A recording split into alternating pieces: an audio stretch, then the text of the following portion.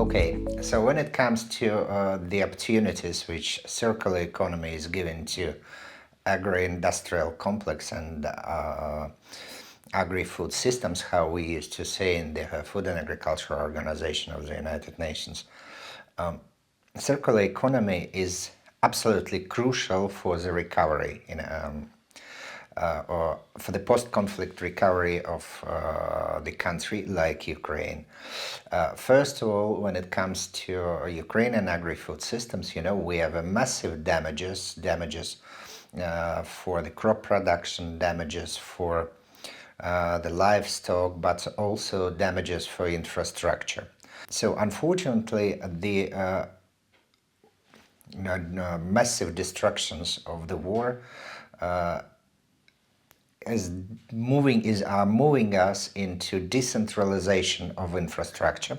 specifically in the decentralization of energy sources. We are under continuous attacks, and for the Ukraine is under continuous attacks from the Russian Federation targeting its energy infrastructure. And one of the areas where to ensure the energy security will be the integration of energy generation into agri-food production. So making it one of the potential areas of technological process. So this is a pure example of circular economy, and we in FAO used to call it integrated food energy systems, or IFES. And this is a classic example of circular economy and the impact of it on the agri-food systems. Another impact is specifically Ukrainian, and this is a pure Ukrainian example, caused by Kakhovka Bridge Dam, Kakhovka Dam breach. There is a huge damage of irrigation systems and full collapse of irrigation systems actually, and to ensure the agricultural production inside the country, specifically in the south, the authorities will be forced to consider decentralization also of irrigation sources of water for irrigation. That one of the ideas is to use additionally treated wastewater from the municipal wastewater treatment stations, and this approach is absolutely in line with EU water reuse directive, and this is again one of the best examples of circular economy, which has a significant importance for Ukraine.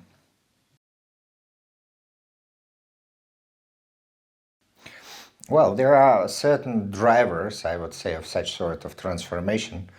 and the biggest driver, of course, is for such sort of transformation, of course, is the European integration, which by default requires the need for transformation of Ukrainian agri-food systems in line with major EU policies like Green Deal, for example, or Farm to Fork, when it directly applies to agricultural sector. And the fact that Ukraine remains as one of the biggest agri-food producers in the world, and probably one of the biggest in Europe, will certainly, in case the situation with the war is more or less resolved, the conflict is shut down, then under these circumstances, of course, with the policy will declared by the governments of Ukraine to move towards the European Union, it will create a big source for the investments, because the importance of Ukrainian agriculture is absolutely critical, not only for ensuring food security in Ukraine, but also on the global level. And of course, there are innovative technologies and which are becoming the next driver, which is and the importance of these innovative technologies, of innovative approaches, is extremely important again for Ukraine and also for ensuring of the global food security. The reason why it is important for Ukraine is quite simple.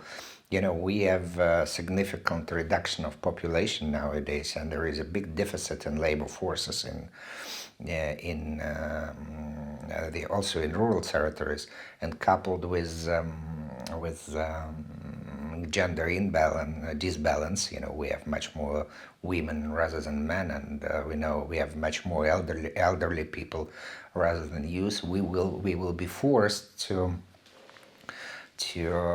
implement innovative technologies to ensure better production of agricultural sector, like drones, for example, where under unfortunate circumstances, Ukraine has become one of the world leaders in the application of drones as of now. I mean, this digitalization of agriculture will certainly be a driver of the investments and also of the attracting also the labor forces, which is quite important.